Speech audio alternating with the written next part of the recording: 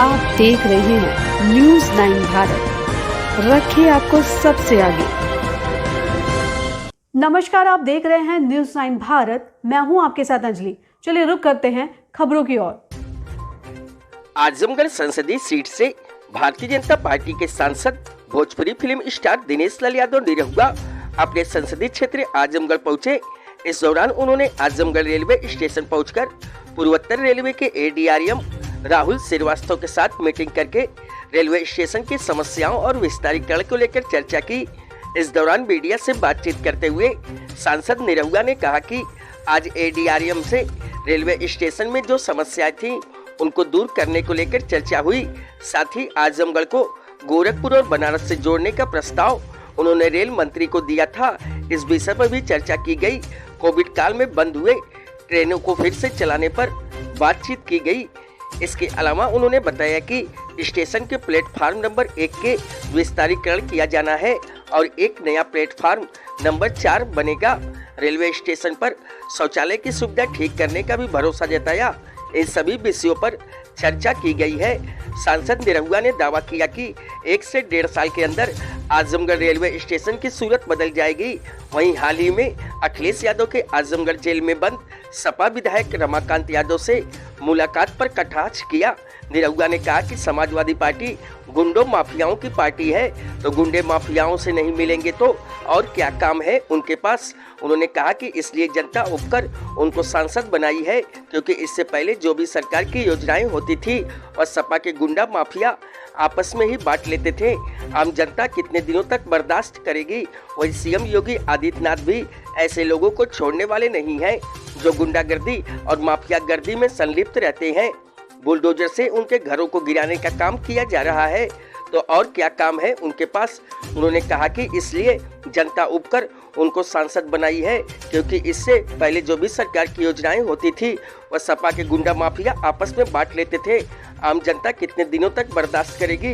वही सीएम योगी आदित्यनाथ भी ऐसे लोगों को छोड़ने वाले नहीं हैं जो गुंडागर्दी और माफियागर्दी में संलिप्त रहते हैं। बुलडोजर से उनके घरों को गिराने का काम किया जा रहा है। जमीन अधिग्रहण किया गया है और दिल्ली से कनेक्टिविटी की बात चल रही है, किस तरीके का पूरा मैप है? बहुत जल्दी, जैसे मैं अभी कुछ दिन पहले पूजनीय महाराज जी को लेके आया था आजमगढ़, और आजमगढ़ में आप लोगों ने देखा कि 143 करोड़ की परियोजनाओं का उन्होंने लोकार्पण किया पूजनीय महाराज जी ने। और अगला मेरा टारगेट यही है कि मैं अगली बार पूजनीय महाराज जी को लेके आऊँ तो एयरपोर्ट चालू करवा दूँ, और एयरपोर्ट से जो है कनेक्टिविटी दिल्ली की, मुंबई की, कलकत्ता की, हर जगह की हो जाए, ताकि जो एयरपोर्ट बन रहा है वो उसकी सुविधा आजमगढ़ के लोगों को मिलना शुरू हो जाए। तो इस पे मैं बहुत जल्दी, मुझे लगता है 1 आध महीने के अंदर ही मैं महाराज जी को लेके आऊँगा और इसको शुरुआत कराऊँगा उसकी। एक अंतिम सवाल है जी जी। कांग्रेस पार्टी के वरिष्ठ नेता गुलाम नबी आजाद ने इस्तीफा दे दिया कांग्रेस से। जी। क्या लगता है कि अंदर कलह की राजनीति हो रही है कांग्रेस के अंदर, या नेतृत्व नहीं समझ में आ रहा है, लोगों को पार्टी एक के बाद एक नेता छोड़ के जा रहा है? देखिए, आप सब लोग भी जानते हैं, हम सब जानते हैं कि भारतीय जनता पार्टी को छोड़ दिया जाए तो बाकी जितनी पार्टियां हैं उनमें लोकतंत्र की कोई सुविधा है ही नहीं। वहाँ ऐसा नहीं है कि कोई कार्यकर्ता उस दल का राष्ट्रीय अध्यक्ष बन जाए या किसी बड़े पद पे उसको रखा जाए, ये किसी पार्टी में सुविधा है नहीं। तो मुझे लगता है कि वहाँ कितने भी अच्छे अच्छे जो नेता हैं, चाहे कांग्रेस में हो, वो समाजवादी पार्टी में हो या बहुजन समाज पार्टी में हो, उनको कभी बड़े पद पे वो रखेंगे ही नहीं। वो भाई, भतीजा, बेटा, परिवारवाद की ही राजनीति करते हैं वो लोग। तो मुझे लगता है कि ऐसे में कोई भी अगर लीडर होगा तो कितना दिन अपने आप को वहाँ रख पाएगा। तो इसमें कहीं ना कहीं अगर वो पार्टियों को चाहिए तो उनको अपनी नीतियों में चेंज लाना पड़ेगा, क्योंकि जब आप राजनीतिक पार्टी हैं और लोकतांत्रिक पार्टी हैं तो आपको लोकतंत्र के हिसाब से चलना चाहिए। अगर बाप के जगह बेटा बैठ गया तो ये तो फिर वही हुआ ना, राजतंत्र ही हुआ, ये लोकतंत्र हुआ कहाँ। तो इसलिए मुझे लगता है कि इन सब चीज़ों में फूट पड़ रही है, और जब तक वो अपने नियमों में बदलाव नहीं करेंगे तब तक मुझे नहीं लगता है कि ये रुक पाएगा। अखिलेश यादव आजमगढ़ दौरे पे आए थे, उन्होंने कहा कि उपचुनाव भाजपा ने जीत लिया है, लेकिन 2024 के चुनाव नहीं जीत पाएंगे। है अखिलेश यादव जी भी मेहनत करेंगे, हम लोग भी मेहनत करेंगे। देखिए अखिलेश यादव जी को 2 साल दिया था जनता ने, उन्होंने क्या किया, और मुझे अब 2-2.5 साल मिले हैं, मैं क्या करता हूँ देखती है जनता, देखेगी, तय करेगी। और मुझे कोई यहाँ ये नहीं कहने की आवश्यकता है कि जनता मुझे ही चुने, पर जनता ये ज़रूर देखेगी कि उन्होंने क्या किया, और जब मुझे मौका मिला तो मैंने क्या किया। उसके बाद जो जनता फैसला करेगी हमको मंजूर है। तो उनकी पार्टी ही है, बाहुबलियों की पार्टी है, और वो लोग, हाँ वो तो उनका काम ही वही है। आप तो जानते ही हैं समाजवादी पार्टी मतलब गुंडागर्दी की पार्टी है, तो वो माफियाओं से नहीं मिलेंगे, माफियाओं के लिए बात नहीं करेंगे तो करेंगे क्या, आप तो जानते ही हैं, आप सब लोग जानते हैं।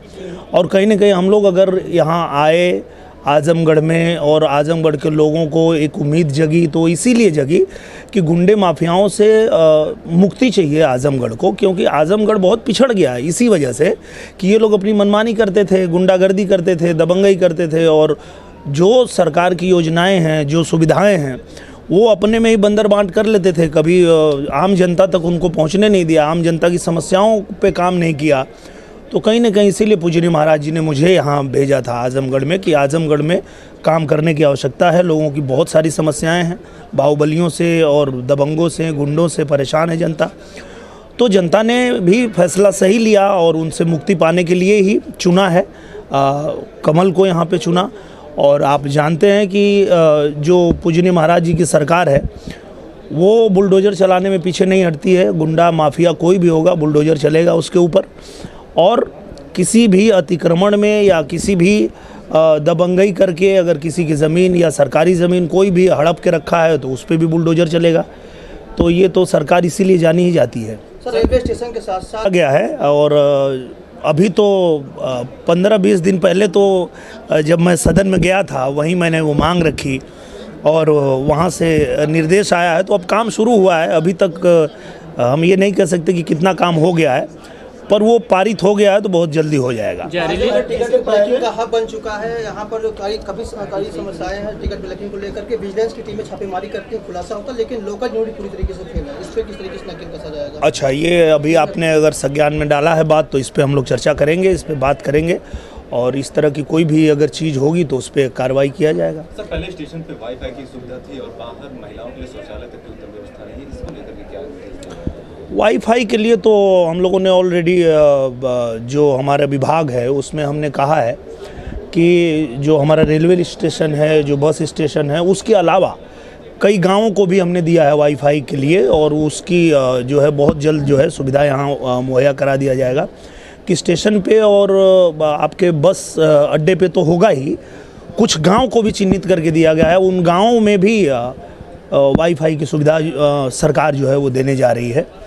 और बाकी जो आप कह रहे हैं शौचालय या इस तरह की जो चीज़ें हैं वो हम लोग देख लेंगे, जितना जल्दी से जल्दी उसको करा लेंगे। जेल में बंद बाहुबली विधायक क्या कुछ निकल के आया है और क्या यहाँ पे जो भी जनता के लिए जो समस्याएं थी हम लोगों के जो संज्ञान में आई थी, वो सब हमने ADRM साहब को बताया था कि ये चीज़ें हैं, जनता की मांग है कि क्या क्या होना चाहिए। तो उस पर उन्होंने ऑलरेडी सब काम शुरू कर दिया है, और बहुत जल्दी जो है वो सारी समस्याओं से निदान पा लिया जाएगा।